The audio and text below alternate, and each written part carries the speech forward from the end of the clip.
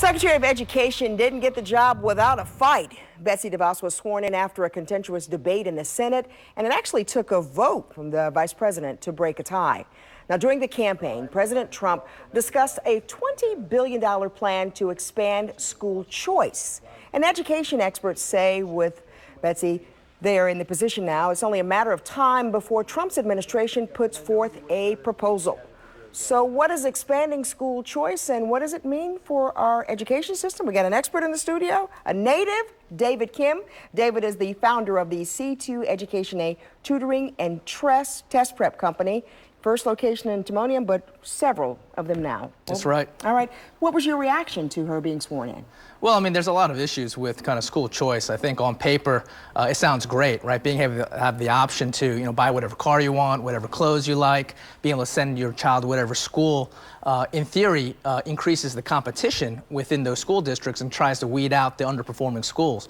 In reality, though, the amount of dollars that are available for these schools is limited, and so you're really sharing, a very small pie with more schools, and thus probably resulting in greater school failures. And so, those are some of the comments and concerns, that a lot of educators have, having seen, similar experiments that Ms. DeVos has supported, whether it's in Michigan or other states, fail as a result of a lack of oversight and, spreading out the amount of funds too thinly.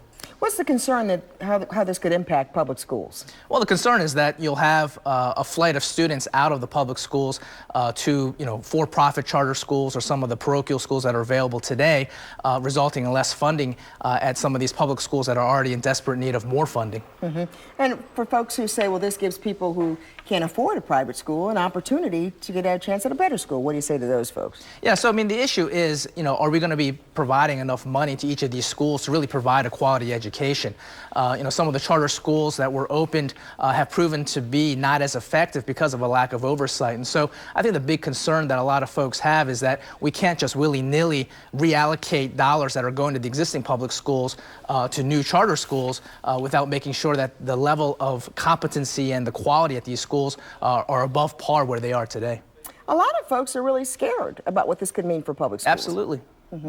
Concerned that maybe they could become a wasteland for people who don't have the resources or finances to send their kids to private schools. That's correct. I mean, in terms of kind of the schooling system, I mean, it's a complex issue where, you have families that are either in the inner cities or in the rural areas that have a lower income, where things like jobs, transportation, and safety are also big concerns, as part of making sure that these school districts improve. And so they can absolutely become, a bigger blight on the cities as money is transferred out of these areas. Among them, Baltimore City, quite possibly. Absolutely. All right, David Kim, thank you so much for coming in and sharing your insight with us.